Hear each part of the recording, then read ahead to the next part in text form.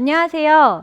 토요과학 강연 진행을 맡은 서울시립과학관 최지윤입니다. 만나서 반갑습니다.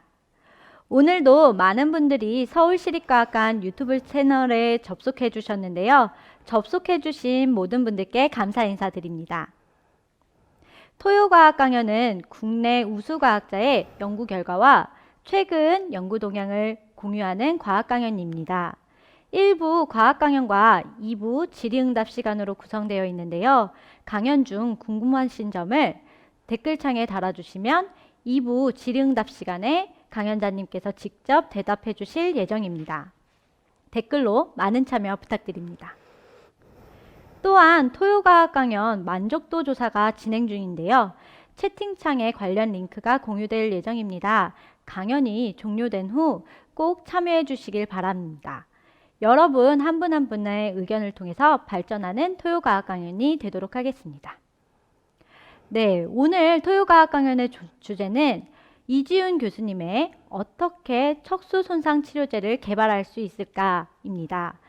이지훈 교수님은 경희대학교 의과대학 연구교수로 재직 중이시며 최근 연구 분야로는 척수 손상, 뇌졸중 세포 사멸 및 뇌혈관 손상 기전 연구와 신경병증성 통증 기전 및 치료제 개발 연구를 하고 계십니다. 그럼 큰 박수로 이지훈 교수님을 모셔볼까요? 안녕하세요. 네, 교수님 안녕하세요. 네, 교수님 오늘 주제가 척수 손상 치료제 개발인데 혹시 교수님은 이 연구를 언제부터 시작을 하셨나요? 약 15년에서 20년 정도 됐습니다. 꽤 긴 시간을 연구를 하셨던 것 같네요. 네, 근데 척수 손상 치료제는 어떤 분들께 사용이 되고 있나요? 네, 척수가 손상돼서 신체에 마비 증상이 있는 분들에게 사용합니다. 네, 정말 꼭 필요한 치료제인 것 같습니다. 오늘 강연을 통해서 치료제 개발과 연구원들에 대한 노력을 들어볼 수 있겠네요. 네네. 네, 그럼 토요과학 강연 어떻게 척수 손상 치료제를 개발할 수 있을까? 과학 강연을 시작해 볼까요? 큰 박수 부탁드립니다. 예, 제가 오늘 이 강연을 통해서 여러분들에게 척수 손상이 무엇인지, 그리고 어떻게 과학자들이 척수 손상 치료제 개발 연구를 하고 있는지에 대해서 소개하려고 합니다. 우선 강연에 앞서 여러분들에게 신경계에 대해서 먼저 간단하게 소개를 하고자 하는데요. 신경계는 바로 많은 분들이 아시다시피 신경세포가 모여있는 부분입니다. 이 신경세포는 바로 우리가 어떤 것을 자극을 감지하고 또 우리의 몸을 움직이는 모든 것을 결정하고 그것을 실행할 수 있도록 메시지를 주는 기관입니다. 신경계는 크게 중추신경계와 말초신경계로 나눌 수가 있는데요. 중추신경계는 말 그대로 정보를 통합하고 분석해서 명령을 내리는 신경계의 중추의 기능을 하는 곳이 중추신경계입니다. 말초신경계는 중추신경계와 근육 사이를 연결해서 근육의 하나하나를 움직임을 감지하고 또 아프거나 우리가 보거나 하는 모든 것들을 감지해서 중추신경계에 얘기하고 중추신경계는 그것을 다시 통합해서 말초신경계를 통해 우리의 근육을 실제로 움직이게 하는 그런 역할을 하게 됩니다. 그래서 이 신경계는 우리가 생각하는 손가락, 발가락, 다리 이런 근육뿐만이 아니라 눈 근육, 귀 또는 우리 몸에 있는 장기, 간이나 대장이나 이런 것들을 다 움직이는 데는 다 근육이 필요하고 그 부분에 모든 신경이 다 포진되어 있어서 이 신경을 움직이는 데에는 반드시 이 중추신경계의 역할이 필요합니다. 중추신경계는 그림에서 보시다시피 뇌와 척수로 되어 있는데요. 뇌는 잘 아실 거예요. 뇌는 우리 머리에 있는 두개골 속에 있는 신경계를 말합니다.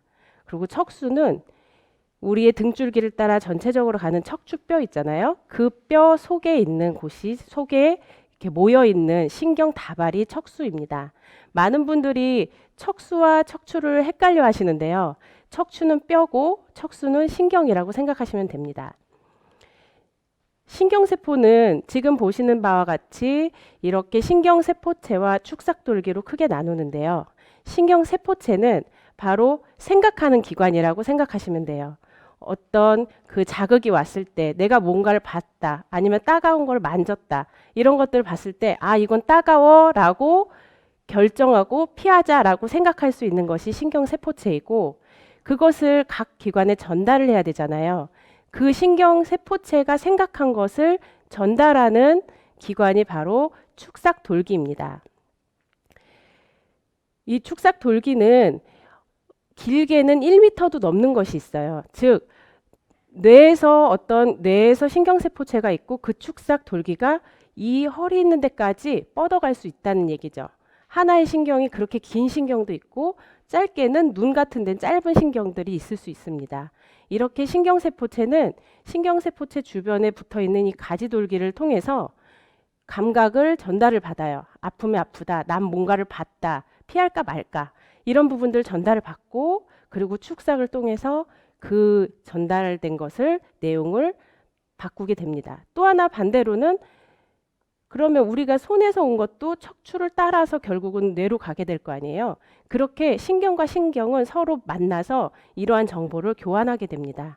신경에서의 정보 교환은 바로 이 시냅스라는 곳에서 이루어지는데 시냅스의 축삭 끄트머리와 그리고 다른 신경세포의 가지돌기가 서로 만나서 정보를 주고받게 되는 것이죠.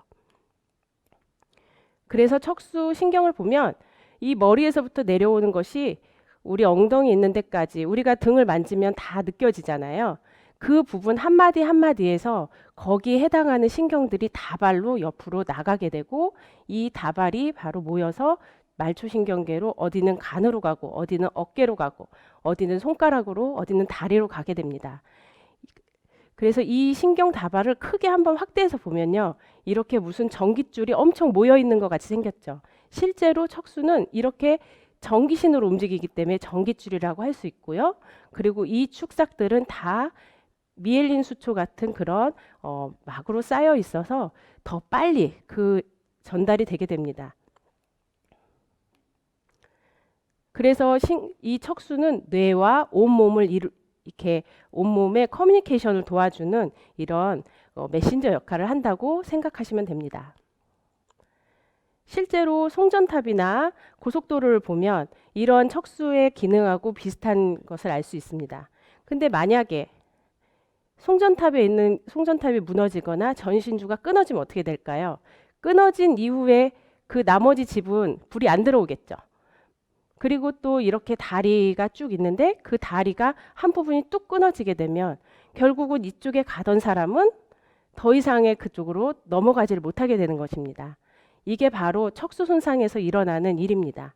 척수는 아까 말씀드렸다시피 신경의 정보가 통하는 굉장히 중요한 중추신경계 기관이기 때문에 이게 손상이 되면 그 이후에는 어떤 전달이 자극이 와도 머리로 전달받지 못하고 머리에서 어떤 걸 시키려고 해도 근육으로 전달되지 않는 그런 일이 벌어지게 됩니다. 척수 손상 환자들이 많이 있는데요. 특히 이렇게 클론이라는 굉장히 유명한 그런 가수였던 강원래 씨도 어느 날 교통사고가 나면서 휠체어 생활을 계속하고 계시고 또 얼마 전 돌아가신 크리스토퍼 리브는 슈퍼맨으로서 매우 유명한 배우였는데 말에서 떨어지면서 결국 전신마비가 돼서 평생을 이 상태로 이렇게 사셨던 분이십니다. 이런 식으로 척수 손상은 우리에게 갑작스럽게 일어나고 또한 척수 손상을 일어나게 되면 결국은 이렇게 마비되는 그런 현상이 나타나게 되는 것이죠. 실제로 척수 손상이 일어나면 이 먼저 주변에 있는 척추뼈가 부서지게 됩니다. 그러면 이 부서진 척추뼈의 조각이 결국은 안에 있는 신경을 누르게 되는 거예요. 찌르거나 누르거나 자르거나. 그렇게 돼서 아까 말씀드린 고속도로나 다리가 뽀개지는 현상을 나타내게 되고 결국 그걸로 인해서 우리의 축삭의 다발들이 결국 끊어지게 되는 현상이 나타나는 것입니다. 그러면 척수 손상 환자들을 구분하는 것에 대해서 말씀을 드리겠습니다. 척수 손상은 이렇게 어느 부분이 손상됐느냐에 따라서 나오는데요. 척수는 이렇게 목뼈부터 경추, 흉추, 요추, 천추로 나눠져 있는데요. 한마디로 말씀을 드리면 어느 부분이 손상이 됐다 하면 그 이하는 못 쓴다고 보시면 되는 거예요. 그러니까 예를 들어서 4번 경추 손상 환자의 경우에는 이 목 부분에서 나오는 신경부터는 더 이상 우리가 연결이 되지 않기 때문에 이 파란색으로 되어 있는 이 부분을 보시면 이 파란색 부분은 마비되는 부위예요. 그러면 흉추 6번을 만약에 손상을 받았다. 그러면 그거에 해당하는 신경이 있는 부분, 그러니까 어깨 이하, 뭐 갈비뼈 이하 또는 하반신만 이렇게 마비되는 현상이 나타나는 것이죠. 그러니까 암처럼 어떤 1기, 2기, 3기, 4기가 아니라 내가 어느 부분을 다쳤다. 그러면 그 이하에는 감각을 느낄 수도 없고 움직임을 할 수도 없는 완전히 마비되는 현상이 나타난다고 생각하시면 됩니다. 척수 손상이 일어나는 주요 원인으로는 가장 큰 것이 자동차 사고이고요. 그 다음에는 말에서 떨어지거나 산에서 떨어지거나 했던 그런 추락사고, 그리고 폭력에 의한 사고, 그리고 스포츠로 인한 사고 등이 있습니다. 자, 여기까지 이렇게 보셨을 때 여러분 어떠세요? 이거는 어떤 유전적인 병이 있는 사람이라든가 아니면 치매같이 이렇게 나이가 드신 분들에게 일어나는 거라고 생각이 안 드시죠? 결국 이거는 그냥 우리의 실생활 속에서 그냥 일어날 수 있는 그런 원인으로 인해 너무나 안타까운 질환으로 발전할 수 있다는 것입니다. 그리고 암같이 이렇게 완전 어떤 식생활을 잘하면 고쳐진다던가 아니면 당뇨나 고혈압처럼 미리 예방을 할 수 있는 것이 아니라 척수 손상은 그냥 어느 날 갑자기 사고로 인해서 어제까진 걸었다가 내일은 못 걸을 수 있는 그런 질환이라는 것이 큰 특징입니다. 국가별로 척수 손상 환자 수를 보면 미국은 현재 70만 명 정도로 추산이 되고 있고요. 한국은 13만 명으로 추산되고 있습니다. 그런데 중요한 것은 척수 손상 환자는 대다수가 청장년층에서 발생을 해요. 그래서 사고 당시 평균 연령은 32.8세로 굉장히 20대, 30대에서 많이 일어나는 질환입니다. 그리고 환자의 80%는 남자이고요. 근데 척수 손상의 원인을 생각하면 쉽게 이해가 가시죠. 결국 되게 조심조심 걸어 다니는 사람들이 척수 손상이 일어나는 게 아니고 결국은 많이 액티비티가 활발하고 우리가 차를 타고도 많이 다니고 등산도 하고 스포츠도 하는 그런 청장년층, 특히 남자분들이 훨씬 그런 액티비티가 많기 때문에 척수 손상에 걸리는 확률이 훨씬 높은 것입니다.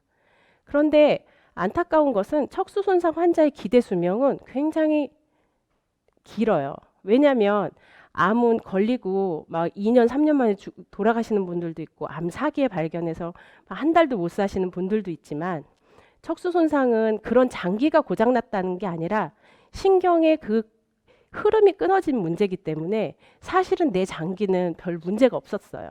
그렇기 때문에 척수 손상 환자는 정신도 멀쩡하고요. 그리고 나의 그런 팔다리의 모든 세포들에 무슨 암이 생긴 게 아니기 때문에 결국은 우리의 기대 수명만큼 환자도 그렇게 오래 삽니다. 즉 20대에 하지마비가 됐다 하면 20세부터 65년을 더 살아야 되는 것이죠. 그러다 보니 환자 1인당 치료 비용이 연당 2,500만 원으로 계산했을 때 25세 하지마비 환자 기준으로 보면 평생 거의 10억 원 가까운 치료비가 들 수밖에 없는 상당히 안타까운 질환입니다. 그래서 이것이 환자도 굉장히 어려운 게 내가 준비되지 못했는데 이러한 일이 발생이 됐고 그리고 그것으로 인해서 내 삶은 나 혼자 살아갈 수 있는 상황이 아니기 때문에 환자에게 심적인 부담이 굉장히 크고요. 또 하나는 결국은 그러면 보호자가 그 환자를 케어할 수밖에 없기 때문에 환자와 보호자에게 굉장히 어려운 질환이 아닐 수 없습니다.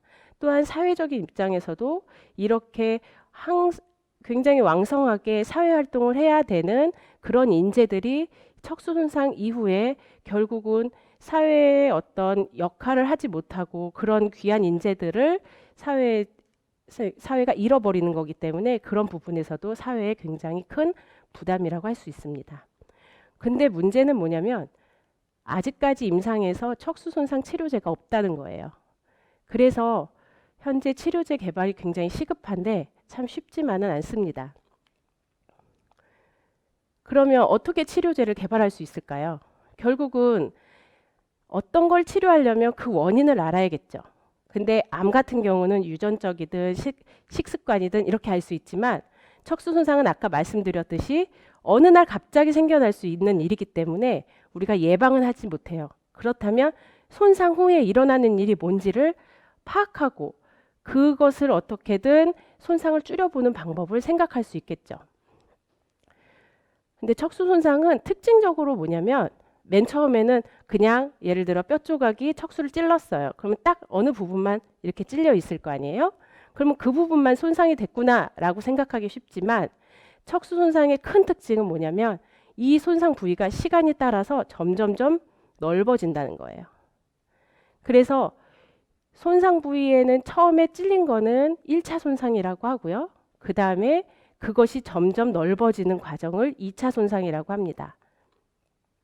그래서 결국 이 부분이 조금만 적어도 이 부분을 어떻게 좀 메꿔 놓겠지만 시간이 지나면서 이 시간이라는 거는 거의 한 1년을 보게 돼요. 그러니까 몇 주부터 해서 쭉 지나가는 그동안 이게 점점 넓어지고 나중에는 건너오지 못하는 이런 큰 구멍이 우리 척수에 이렇게 실제로 생기게 됩니다. 그리고 이 구멍을 주변에 싸고 둔 이 보라색 보이시죠? 이 보라색이 뭐냐면 우리가 손상받았을 때 여기 딱지가 지듯이 신경계 안에 딱지가 지는 거예요. 이런 걸 가리켜서 신경교선 반응이라고 하는데요. 이 글리아틱 스카가 형성이 되고 이것이 그 상처 주위를 싸고 딱딱한 상태로 있기 때문에 우리의 신경이 재생되려고 해도 그 재생되는 것을 막아주는 물리적 장벽으로 작용하기도 합니다. 원래 실제로는 말초신경계는 재생이 된다고 알려져 있어요. 하지만 뇌와 척수의 중추신경계는 재생이 되지 않는 것으로 알려져 있습니다. 왜냐하면 모든 상황에 그런 그 유전적 발현이 되는 것이 다르기 때문이에요. 그런데 약 20년 정도 전부터 그래도 뇌나 척수 속에 약간의 그런 그 신경이 재생할 수 있는 능력이 있다라는 것들이 밝혀지면서 많은 과학자들이 이러한 척수 손상이나 또는 뇌 손상에 이 신경세포를 재생시켜 주려는 노력들이 굉장히 끊임없이 하고 있고 저희도 그런 부분들에 집중하여서 어떤 환경을 제공하면 이런 것들이 해결될 수 있을까라는 연구를 하고 있습니다. 그러면 우리는 크게 두 가지로 척수 손상 치료제 개발에 대해서 얘기할 수 있을 것 같은데요. 첫 번째는 손상 부위가 확산되는 게 제가 시간을 두고 확산이 되고 있다고 말씀을 드렸잖아요. 그러니까 이 시간을 막아줘서 이미 손상은 됐지만 손상 부위가 확산되는 걸 막아주자. 이런 부분으로 사람들이 집중해서 연구하는 사람들이 있고요. 또 하나는 이미 이렇게 신경이 다 끊어졌지만 이 안에 있는 신경재생의 어떤 능력을 좀 끌어올려서 신경재생을 해보자라는 두 가지 컨셉으로 이 척수손상 치료제 개발 연구가 진행되고 있습니다. 근데 저희가 얘기하는 척수손상은 아까 대략 생각해 보셨겠지만 척추가 끊어졌는데 그걸 다시 붙일 수는 없어요. 너무 멀고 그 안에 있는 구멍이 너무 크기 때문에. 하지만 저희가 이렇게 생각하고 기대하는 거는 조금이라도 늘려보자라는 건데요. 아, 그러면 그 신경이 조금 늘어난다고 해서 뭐가 되겠어? 라고 생각할 수 있죠. 그런데 실제로 경추 4번이 손상된 사람은 3가지밖에 할 수가 없습니다. 말하기, 삼키기, 숨쉬기. 그런데 만약에 우리가 경추 4번까지 있던 신경을 조금 더 늘릴 수 있다면 그래서 2분절만 더 늘려서 C6까지 분절까지만 축삭이 만약에 좀 더 내려온다면 어떤 일이 벌어지냐. 이 환자는 식사할 수 있고 목욕하기, 머리 감기, 양치질, 부엌일, 도움을 받아서 옷 입고 보조기를 이용해서 글을 쓰고 개조된 차까지 운전할 수 있는 상당히 많은 것들을 할 수 있게 되죠. 결국 우리가 암처럼 완치된다, 뭐 수술해서 없앤다 이런 건 아니지만 이렇게 신경이 자라 들어올 수 있는 신경 재생을 도울 수 있다면 또는 굉장히 작은 처음에 이렇게 생겼던 그런 그 상처 부위를 최소화시킬 수 있다면 결국은 이러한 그 약간의 2분절 정도의 그런 축삭 재생을 우리가 기대할 수 있고 이래서 환자들이 훨씬 더 생활이 삶의 질이 높아질 수 있는 그런 것을 사실 목표로 하고 있습니다. 시간별로 제가 척수 손상을 받으면 어떤 일이 일어나는지를 한번 소개해 드릴게요. 척수 손상을 받으면 아까 제가 얘기했듯이 굉장히 시간을 두고 여러 가지 변화가 일어난다고 하는데요. 이래서 척수 손상 치료제 개발 연구가 사실 굉장히 어렵습니다. 왜냐하면 시간별로 몇 시간 안에는 물리적인 데미지로 인해서 피가 막 들어와요. 근데 이제 좀 있다가 며칠, 한 일주일 정도 되면 그때는 그 안에 염증 세포가 있죠. 근데 염증 세포들이 들어와서 염증 반응을 일으키게 됩니다. 그리고 한 2주 정도, 3주 정도 더 지나게 되면 그때부터는 제가 얘기했던 딱지지는 일이 시작되게 돼요. 이 딱지지는 일이 시작되는 과정에서 축삭도 더 신경 세포도 죽지만 축삭도 결국은 퇴화가 되게 되고 이것이 점점 지나오게 되면 거의 1년 정도 되면 이제는 돌아올 수 없는 강을 건너서 더 이상은 아무 일도 일어나지 않는 만성 상태가 돼요. 그때는 이 상태로 이제 멈추는 거예요. 그 과정이 거의 한 1년 보시면 됩니다. 그래서 이때쯤 되면 만성 척수 손상 환자는 신경병증성 통증이라고 하는 그런 약 70%의 환자에게서 나타나는 통증이 있는데요. 일반적으로 우리가 하반신이 마비됐어요. 그러면 당연히 발가락에서 뭘 찔러도 이 감각이 느낄 수가 없는 게 당연한데 이상하게도 이 모든 감각의 중추인 척수 신경이 망가졌기 때문에 척수 신경이 원인을 모르게 자꾸만 척수 신경이 아프다고 느끼는 거예요. 그래서 환자는 아무 자극이 없는데도 불구하고 또는 누가 그냥 이렇게 손 한번 만져줬는데도 불구하고 그렇게 척수 손상 환자의 약 70%는 상당한 통증을 느끼게 됩니다. 근데 이 통증 자체도 치료제가 없어요. 그래서 이제 그런 그 상황으로 이제 되게 되는 거죠. 그래서 저희 연구실에서는 이런 그 플로우 차트를 보고 여러 가지를 연구를 하다가 결국은 그러면 제일 앞에 있는 BBB를 보호하는 역할을 해보자. 그래서 저희는 좀 더 앞부분부터 좀 차단하면 뒤는 좀 덜 가지 않을까? 맨 처음에는 사람들은 신경세포에 굉장히 주안점을 뒀어요. 척수 안에 있는 신경세포를 살리면 되지 않을까? 그 신경세포가 살고 죽는 시그널을 계속 연구를 했는데 그 신경세포 자체만의 시그널로는 안 되고 주변에 있는 환경이 받쳐줘야 되더라고요. 주변에서 들어온 세포들이 여러 가지 나쁜 물질을 내고 그리고 그런 톡식한 물질이 이 신경세포에 계속 영향을 주게 되면 결국은 신경세포 안에서의 어떤 시그널은 우리가 해결을 했지만 결과적으로는 더 이상 갈 수가 없더라. 그래서 어떤 게 나을까 하다가 최근에는 가장 먼저 일어나는 이 BBB라는 BBB 손상에 대한 포커스를 하게 됐습니다. 이건 제가 뒤에서 말씀드리고 또 하나는 그러면 아예 만성인 환자 같은 경우에는 어차피 이 과정이 지났기 때문에 이 환자들한테 BBB 보호를 얘기할 수는 없잖아요. 그렇기 때문에 그러면 줄기세포 치료를 위해서 이 부분을 좀 메꿔줄까라는 그런 접근을 할 수 있게 되고요. 또 하나는 이 사람들이 움직이는 거 축삭의 어떤 재생까지는 내가 못하지만 통증이라도 없애주고 싶다라는 마음으로 통증 치료제 연구도 같이 하게 됩니다. 그러면 제가 말씀드리고자 하는 이 뇌혈관 장벽 BBB라고 아까 되어 있는 건 블러드 브레인 배리어의 약자예요. 그래서 뇌혈관 장벽에 대한 얘기를 하려고 하는데요.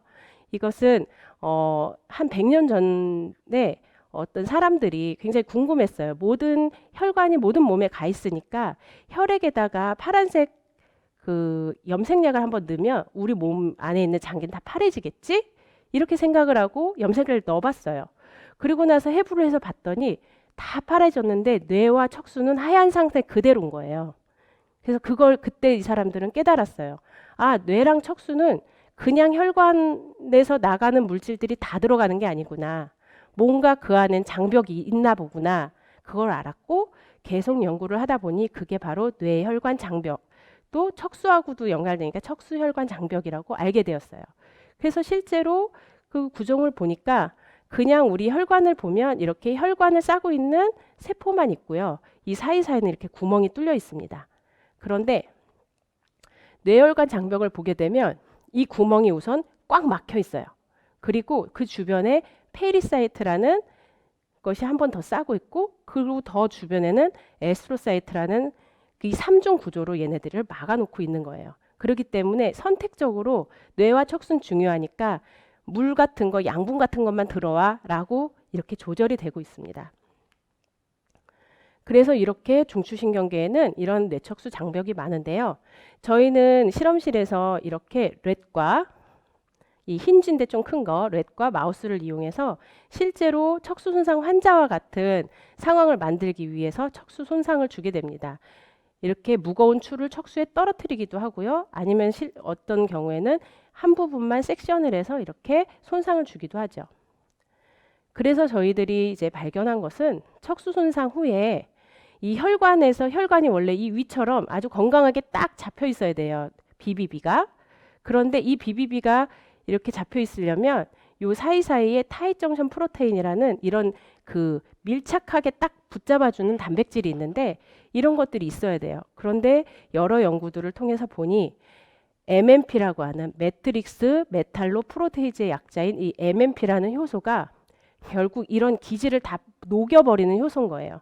근데 척수 손상 후에는 이런 녹이는 효소가 상당히 증가되어 있다는 걸 알게 됐어요.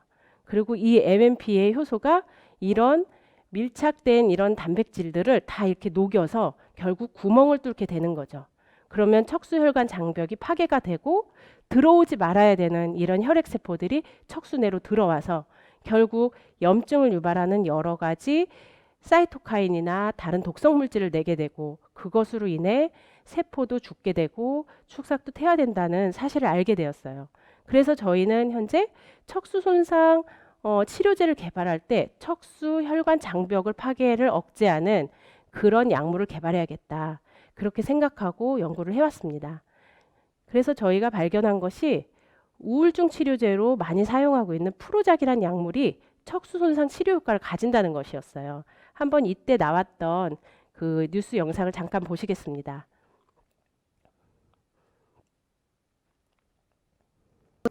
우울증 치료제로 유명한 프로작이 척수 손상 치료에도 탁월한 효과를 보인다는 사실을 국내 연구진이 발견했습니다. 아스피린과 흡사한 다기능성 의약품이 되는 셈인데 이 약에 대한 독점 사용 특허가 가능해 산업적인 가치도 무척 큽니다. 정현상 기자가 보도합니다. 척수가 손상돼 하반신을 움직이지 못하는 쥐입니다. 이 쥐에게 항우울증 치료제인 프로작을 주사하자 마비된 뒷다리의 운동 기능이 최대 80%까지 회복됐습니다. 손상된 척수 기능을 회복하는데 우울증 치료제가 탁월한 효능을 보인 겁니다. 척수 손상 받은 생쥐한테 우울증 치료제를 2주 동안 복강 주사를 했더니 한 달이 지난 다음에 확인해 본 결과 굉장히 현저히 운동 기능 회복 효과가 나타났습니다. 척수가 손상돼 혈관이 터지면 척수 안으로 밀려들어온 혈액세포가 염증을 일으켜 신경세포를 죽이게 됩니다. 그런데 척수가 손상된 지 얼마 안 된 쥐에 이 약을 사용하자 혈관을 파괴하는 조직 분해 효소가 생기지 않아 신경마비를 원천적으로 차단하는 효과를 보였습니다. 또 이 약을 사용하면 급성 뇌졸중 치료에 사용하는 혈전 용해제가 혈관을 파괴하는 부작용도 줄일 수 있는 것으로 나타났습니다. 세로토닌과 관련된 재흡수를 막아줌으로써 우울증 치료제로서 사용되었었는데 척수 손상 후에 조직 내로 혈액세포들이 들어오는 것을 차단시켜주는 그런 효능이 있다는 것을 알게 됐습니다. 이번 연구 결과는 하나의 약 속에 우울증과 척수 손상을 동시에 치료할 수 있는 메커니즘이 존재한다는 사실을 국내 연구진이 밝혀냈다는데 큰 의의가 있습니다. 연구진은 우울증 치료제로 국한된 이 약을 척수 손상 치료에도 사용할 수 있도록 독점 특허를 내고 임상 실험을 거쳐 빠른 시일 내에 환자에게 적용할 수 있는 길을 찾을 계획입니다. 이번 연구 결과는 세계적 권위의 뇌학술지 브레인 8월호에 게재될 예정입니다. YTN 사이언스 정현상입니다.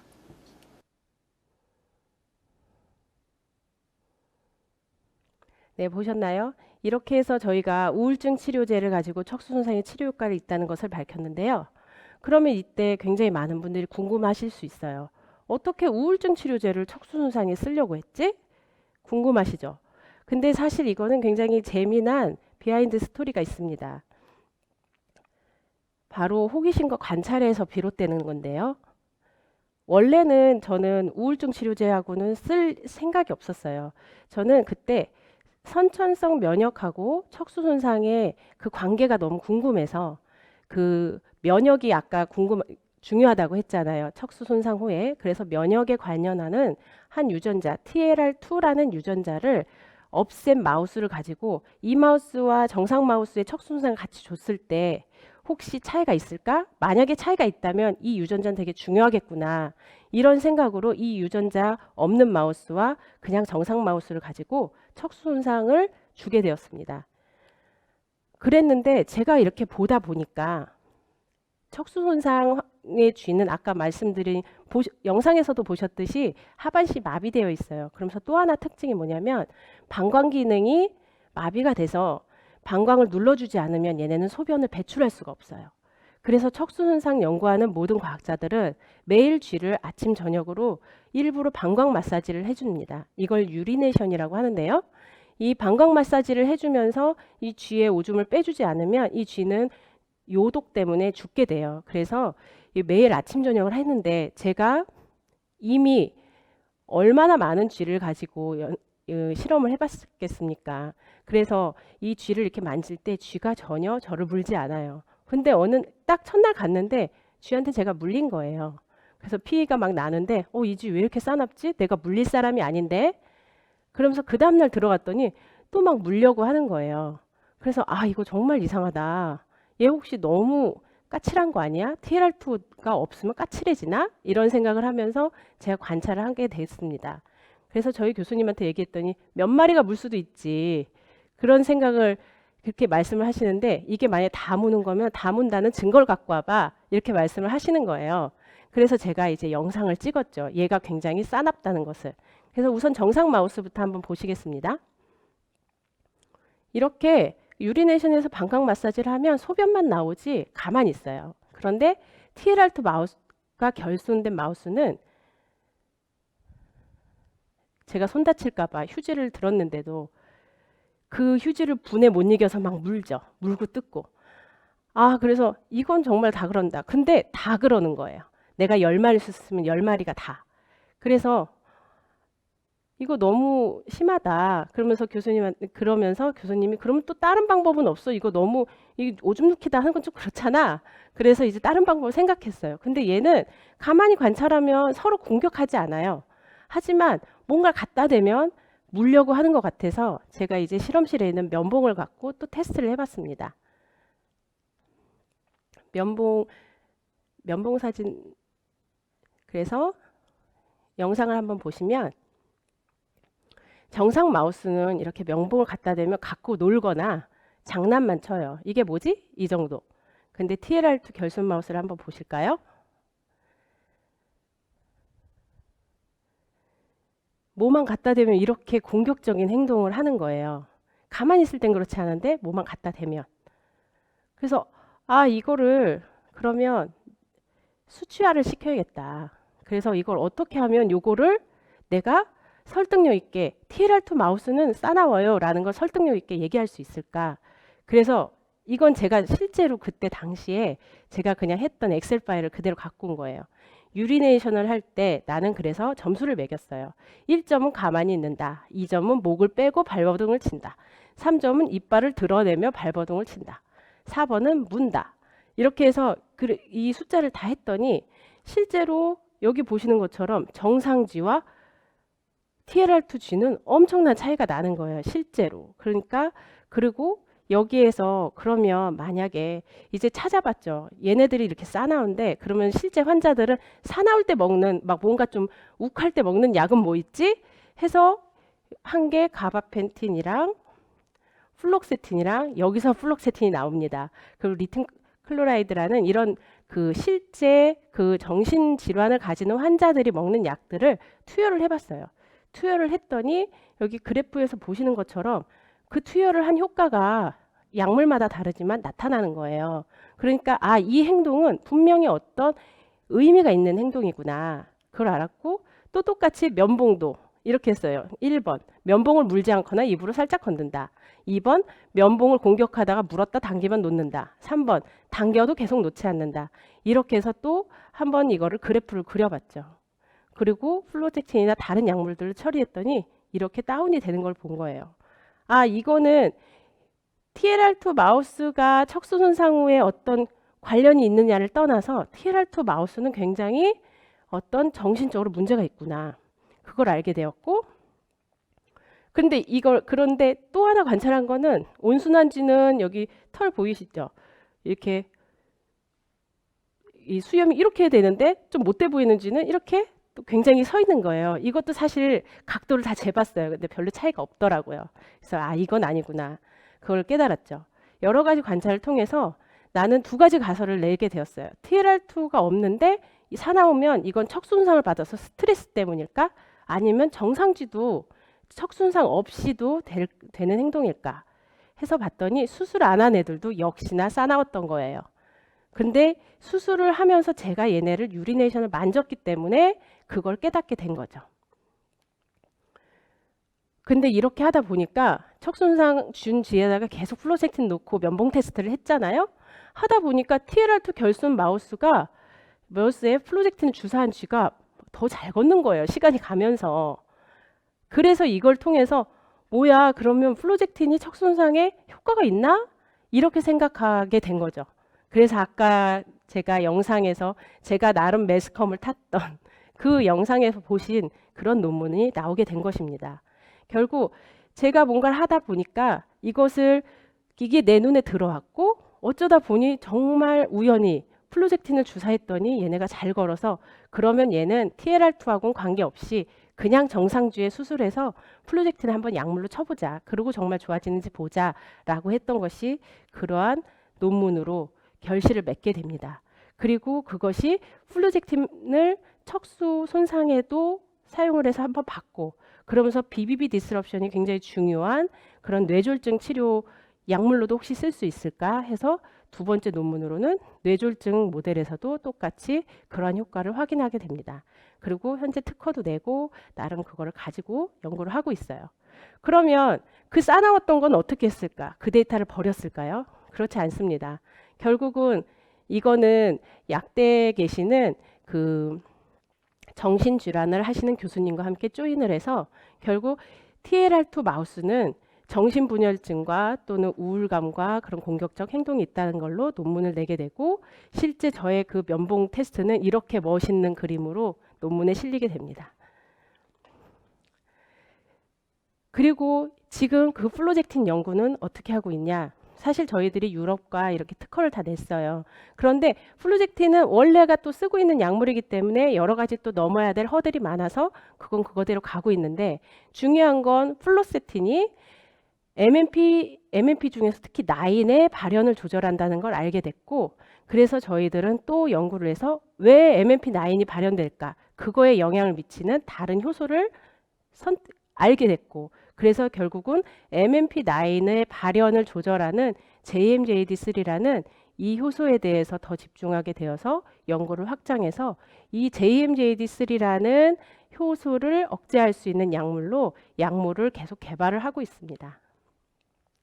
결국 어떠신가요?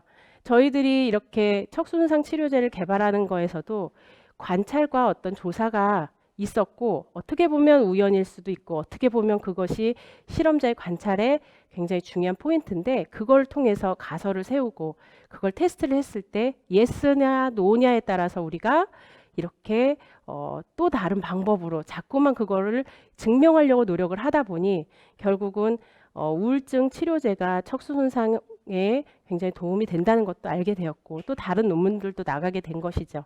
그래서 저는 이 자리를 빌어서 척수 손상 치료제 개발도 중요하지만 여러분들이 공부를 하고 내가 과학자로 돼야겠다 생각했을 때 정말 작은 관찰도 그것이 매번 그렇게 되는 관찰인지 그리고 그게 내가 하는 게 맞는지 틀리는지에 대한 어떤 부분들을 증명하는 아주 작은 것부터 제가 그 쥐의 털을 각도를 쟀던 것처럼 그런 식의 되게 어처구니 없어 보이는 거지만 그런 부분들 증명해 나가면서 나의 가설을 입증할 때 결국 그게 바로 과학이 아닐까라는 생각이 듭니다.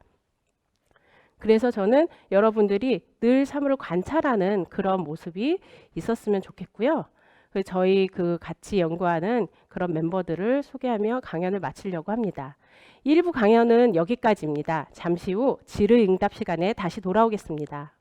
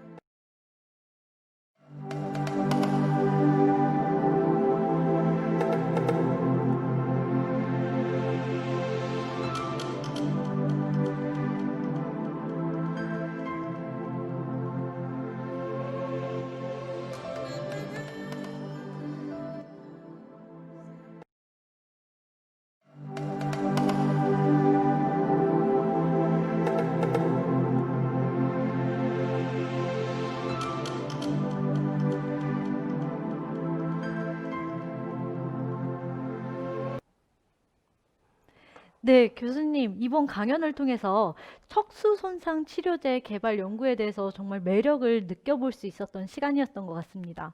네, 멋진 강연을 해주신 이지은 교수님께 다시 한번 큰 박수 부탁드립니다. 감사합니다. 이제 2부 질의응답 시간을 가져볼 텐데요. SNS 사전 질문과 실시간 댓글 질문에 답변해 주실 예정입니다. 이지은 교수님 준비되셨나요? 네. 사전 질문입니다. 첫 번째 질문입니다. 척수 손상 치료가 가능해지면 혹시 뇌경색이나 뇌출혈 등 쪽 뇌 손상에 의한 마비도 치료가 가능할까요? 아까 강연을 들으셨으면 좀 답이 된 것 같죠? 네. 왜냐하면 척수 손상과 뇌는 또 다르긴 합니다. 척수 손상은 보통 축삭의 다발이 더 많기 때문에. 하지만 뇌 손상도 마찬가지로 일부 조금 손상이 되고 그게 점점점 넓어지는 경향이 똑같아요. 그리고 더 중요한 건 아까 플록세틴을 제가 뇌졸중 모델에서도 했듯이 뇌 손상도 마찬가지로 뇌혈관 장벽의 파괴가 굉장히 큰 중요한 원인으로 알고 있습니다. 그래서 척수 손상 환자 치료제를 개발하면서 알게 되는 메커니즘이 뇌질환에 대한 메커니즘과 굉장히 서로 맞물려지는 것들이 많이 있어요. 그래서 충분히 도움이 될 것이라고 생각합니다. 네, 가능성 있게 보면 좋을 것 같습니다. 네, 두 번째 질문입니다. 척수 손상하면 오래된 환자들 치료도 가능한지, 혹시 척수 손상하면 90년대 인기 스타인 강원래가 생각나는데 강원래와 같은 환자들에게도 희소식일지 궁금합니다. 네, 아까 강연에서 말씀드렸듯이 척수 손상 치료제 개발은 크게 두 가지로 하고 있어요. 앞에서 초반에 약을 넣어서 더 이상 그 손상이 확산되지 않게 하는 그런 부분이 있고요.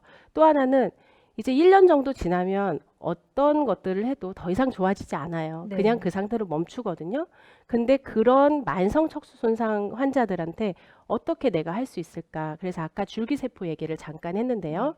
많은 사람들이 줄기세포 치료를 많은 대안으로 얘기를 하고 있습니다. 그리고 실제로 저희와 같이 연구하고 계시는 아산병원에 계시는 신경외과 교수님이 이런 줄기세포를 가지고 만성 척수 손상 환자, 1년 이상 된 환자들을 모아서 임상 실험을 하신 적이 있어요. 그때 임상 이상에서 굉장히 상당한 효과를 보이는 환자들이 몇 명이 나타났어요.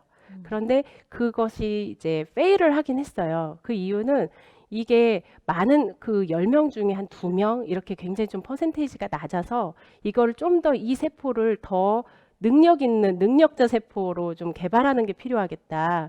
그러니까 그래서 그런 세포의 유전자 변형을 한다던가 세포와 함께 어떤 병행 치료를 한다던가 하면서 이 세포 치료제를 더 잘 사용할 수 있는 부분으로 만성 척수 손상 환자의 타겟을 해서 지금 하는 연구를 진행하고 있고요.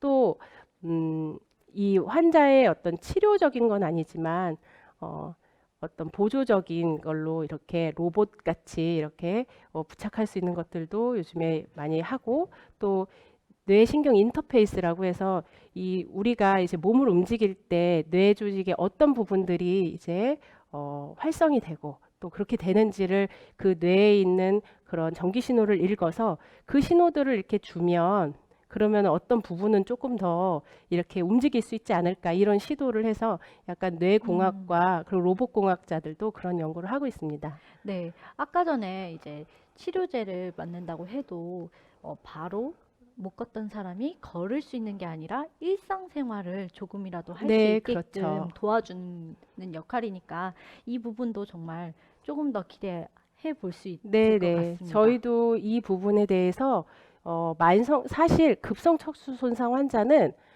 초반에 돌아가신 경우도 상당히 많아요. 병원 오면서 너무 심하면.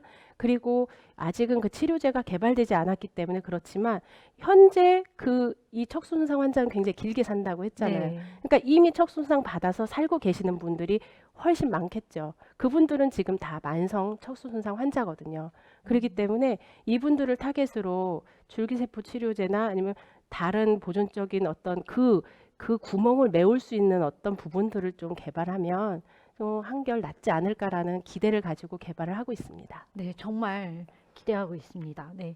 세 번째 질문으로 넘어가겠습니다.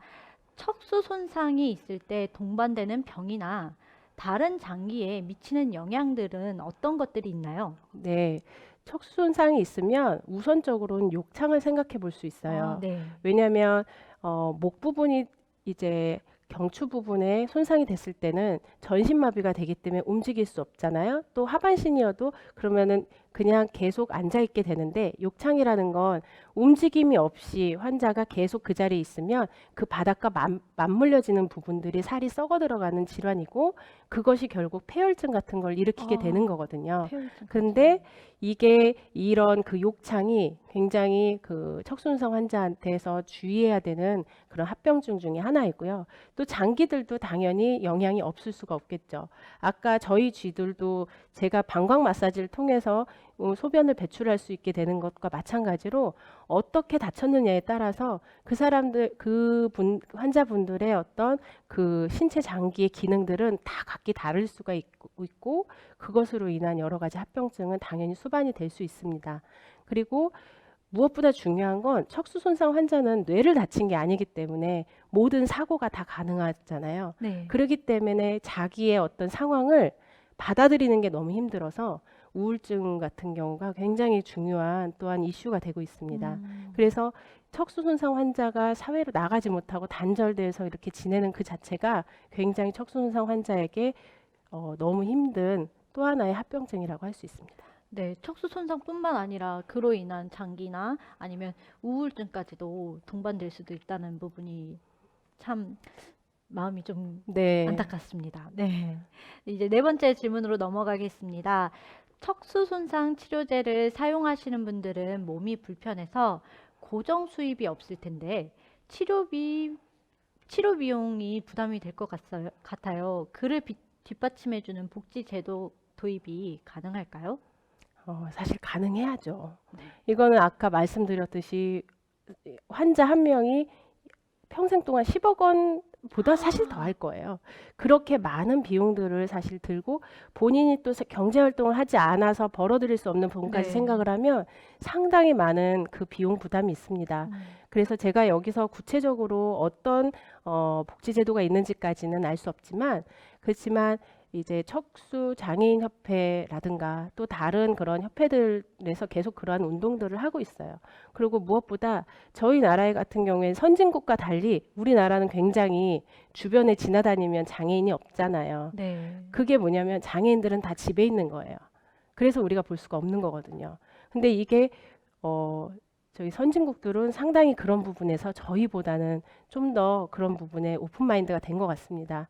척수 장애인들은 사실 사고하고 생각하고 하는 것들은 다 정상이고 어떤 그런 능력을 갖췄기 때문에 그분들이 본인의 그 손상 정도에 따라서 할 수 있는 부분들이 분명히 있고 그런 부분들을 개발할 수 있는 프로그램들이 그래도 점점 나오고는 있어요. 그렇지만 아직까지는 그런 부분들이 참 아쉬운 부분입니다. 그래서 척수 장애인 그 환우분들이 이런 그 사회로의 복귀를 할 수 있는 어떤 시스템과 그리고 저희들의 그런 마음가짐의 변화가 필요할 것 같습니다. 왜냐하면 척수 손상 환자는 아까 생각했듯이 저나 옆에 있는 사람이나 누구나 하루아침에 생길 수 있는 질환이고, 그것은 그렇게 따지면 결국은 이게 사회가 같이 떠안아야 될 어떤 문제가 될 수 있을 거라고 생각하면 될 것 같습니다.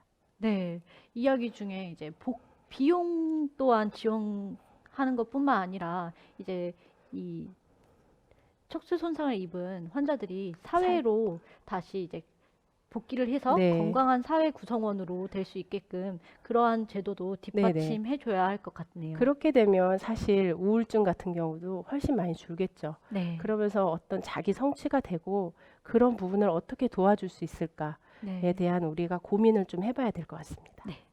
그러면 이제 사전 질문은 여기까지고요. 이제 실시간 댓글 질문을 다뤄보도록 하겠습니다. 첫 번째 질문입니다. 거실에 사는 앵무새님께서 질문해 주셨는데요. 척수 손상도 암 1기부터 말기와 같이 심한 정도에 따라 분류가 되고 있나요? 아니면 손상에 따른 회복 가능 여부에 따라 분류되는 건가요? 마비 위치에 따라 분류되는 건가요? 네, 이제 아시겠죠? 정답은 마비 위치에 따라 분류되는 겁니다. 그래서 목이 그러니까 경추가 손상됐으면 그 이하로, 마비된 부분 이하로는 마비가 온다고 생각하시면 됩니다. 아, 네. 네, 두 번째 강연 속에서 이 질문을 다 이야기해 주신 것 같고요. 두 번째 질문으로 넘어가도록 하겠습니다. 알루TV님께서 이제 질문해 주셨는데요. 척수 손상으로 내적, 외적으로 발생하는 주대 영향은 무엇이 있고 현재 외국에 비해 대한민국에서 치료할 수 있는 범위는 어디까지인가요? 네, 왠지 이미 답이 되셨을지도 네. 모르겠어요. 그런데 우선 내적으로는 아까 제가 여러 가지 병리 현상을 말씀을 드렸고, 네. 신경세포가 죽고 또 그 안에 염증이 생기고 점점 넓어진다, 그 말씀을 드렸고요. 그리고 우리 그 척수 안에 있는 아주 조금의 재생에 될 수 있는 그 가능성을 우리가 높여주기 위한 연구를 하고 있다. 그리고 외적으로 발생되는 영향은 그런 사고 같은 것과 그리고 우리 사회에 대한 이런 시스템의 문제, 그리고 우리가 척수 손상 장애인들을 바라보는 시선이 우선 바뀌는 것이 중요한 것 같습니다. 네. 그리고 외국에 비해서 대한민국에서 치료할 수 있는 범위는 어디까지인가요? 사실 외국도 답이 없고요. 저희도 답이 없어요. 지금 제가 오늘 강연한 부분들이 지금 많은 과학자들이 풀고 싶어하는 그 숙제의 키워드이고요. 그래서 저희는 BBB 손상을 얘기를 하고 있지만 또 줄기세포를 얘기하고 있지만 또 다른 분들은 다른 식으로 이게 더 중요할 것 같으니까 이걸 좀 한번 해보자 해서 다각적으로 되고 있지만 아직까지는 임상에서 성공한 그런 사례는 없습니다. 추후 이 부분에 대해서 노벨상 수상도 기대해 볼 수 있겠네요. 저도 그랬으면 좋겠습니다. 네, 다음 질문으로 넘어가도록 하겠습니다. 세 번째 질문입니다. 두근두근 상자TV님께서 질문해 주셨는데요. 척수 손상을 연구하려면 어떤 전공을 해야 하나요? 연구실에 계신 연구원들의 전공이 궁금합니다. 네, 아무래도 중학교, 고등학교 학생들이 보는 수가 많아서 이런 것들이 있나 봐요. 이런 질문이 되게 좋은 질문이신데요. 사실 저는 생물학과를 나왔고요. 또 다른 분들도 분자생물학과, 생물학과 이렇게 나오는데 일부는 또 화학과도 나올 수 있고 의대도 나올 수 있습니다. 결국은 이걸 볼 때 아까 말씀드렸듯이 어떤 사람은 로봇공학자가 척수 손상 치료에 대한 거를 정기적으로 어떻게 해보겠다 얘기할 수 있는 것처럼 여러 분야의 전공자들이 같이 할 수 있습니다. 그런데 어떤 이 쥐를 만지고 뭔가 하는 부분에 대해서는 아무래도 뭐 생물, 화학 이런 쪽이 되겠죠. 그렇지만 아무것도 모르지만 여기서부터 다시 시작해도 상관이 없기 때문에 그래서 대학교를 어딜 갔지만 많은 분들이 그렇잖아요. 어느 과를 갔지만 거기에서 다시 전공을 바꿔서 대학원을 이런 신경생물학 쪽 관련한 분야로 오게 되면 충분히 함께 연구할 수 있습니다. 네, 이쪽 분야가 뿐만 아니라 이제 로봇공학이나 이런 네. 그 후에 이제 전공을 다른 걸로 바꿔서라도 네네. 가능하다는 부분이 아, 그리고 네. 최근에는 재료공학 하시는 분들도 아. 있어요. 그분들은 뭐냐면 그 척수 안에 있는 그 빈 공간을 나는 하이드로젤로 채우겠다. 이런 식으로 그 부분을 채워서 거기에 신경세포를 좀 얹으면 신경세포가 어디 막 흘러가지 않고 거기에 딱 머물러서 자리를 잡지 않을까라는 것도 있어서 지금은 치과대학병원이나 이런 데 조직공학 하시는 분들도 함께 연구하는 분이 실제로 있습니다. 다양한 분야의 연구원들이 이제 함께 이 네네. 부분을 같이 고민하고 있다는 게 정말 신기한 것 같습니다. 네, 네 번째 질문입니다. 키움 히어로즈 팬님께서 질문해 주셨는데요. 척수 손상은 다른 장기처럼 수술로 복구가 불가능한 건가요?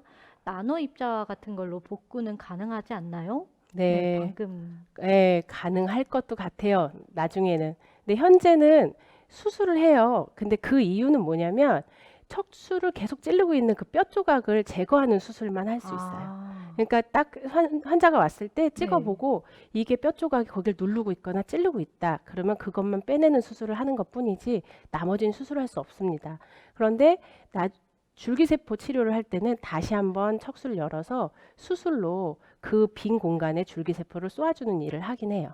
그리고 말씀하신 것처럼 나노입자 같은 것들도 충분히 저희의 이 연구에 활용될 수 있을 거라고 기대할 수 있을 것 같습니다. 네. 다섯 번째 질문입니다. EGG299님께서 이제 질문해 주셨는데요. 교수님이 이제 척수 손상 치료에 관심을 갖게 된 계기가 무엇인가요? 우선은 첫 번째는 저희 석사 때 지도 교수님이 이 척수 손상에 대한 거를 이제 미국에 이렇게 나가서 공부를 하시다가 접하셨어요. 그러면서 굉장히 흥미로운 분야라고 해서 소개를 시켜주셨는데 제가 결정적으로 여기에 정말 중요하다고 생각한 게 첫 번째는 치료제가 없다. 두 번째는 누구에게나 생길 수 있다. 네. 나이하고도 관계가 없이 생길 수가 있는 질환이다. 그렇기 때문에 어떤 특정한 운동을 열심히 하는 사람은 안 생겨, 내가 이렇게 굉장히 다이어트 식단을 잘하는 사람들은 괜찮아. 이런 게 아니라 누구에게도 보편적으로 생길 수 있다는 거에서 그치만 답이 없다는 부분에서 좀 연구할 가치가 있겠다는 그런 생각을 했습니다. 네. 이제 교수님께서 이 부분에 연구하시는 부분이 이제 정말 중요한 부분이구나 싶었고요. 아까 전에 강연 슬라이드 자료 중에 이제 교수님, 지도 교수님이신 거죠? 네네네. 아까 그 네, 맞아요. YTN 네. 기사를 보니까 그 교수님 덕분에 이쪽으로 네네. 연구하시게 되신 것 같네요. 네. 네. 여섯 번째 마지막 질문을 다뤄보도록 하겠습니다. 키움 히어로즈 팬님께서 한 번 더 질문해 주셨는데요.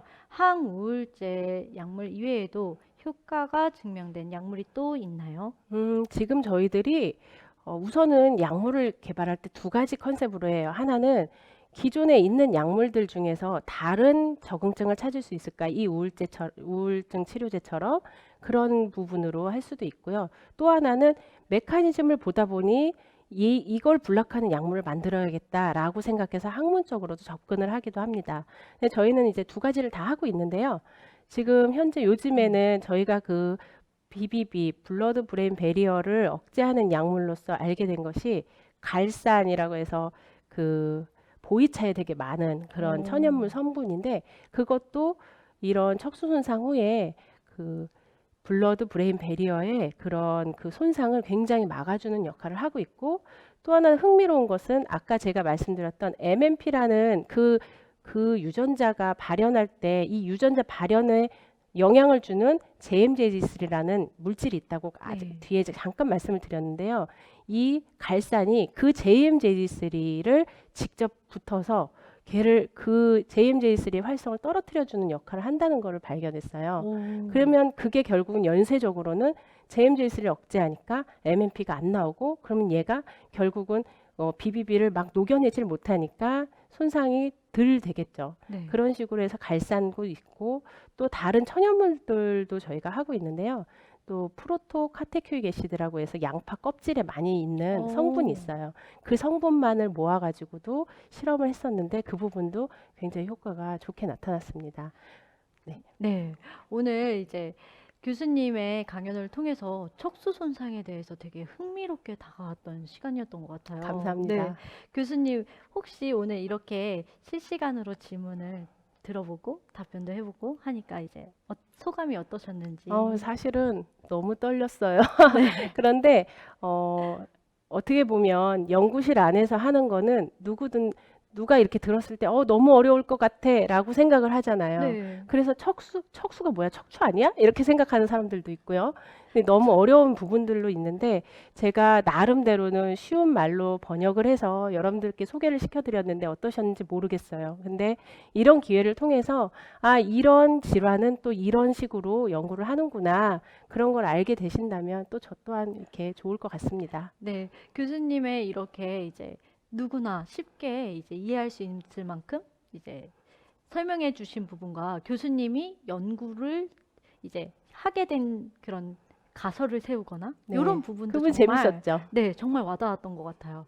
이제 연구자들이 이제 어렵게 연구하는 게 아니라 그냥 단순 호기심부터 네, 시작되고 그랬으면 관찰부터 좋겠습니다. 시작을 한다는 게 정말 이제 우리의 본능이 아닌가 싶습니다. 네, 오늘 이제 토요과학 강연을 여기서 마무리해 볼 텐데요. 오늘 강연을 해주신 이지훈 교수님께 다시 한번 큰 박수 부탁드립니다.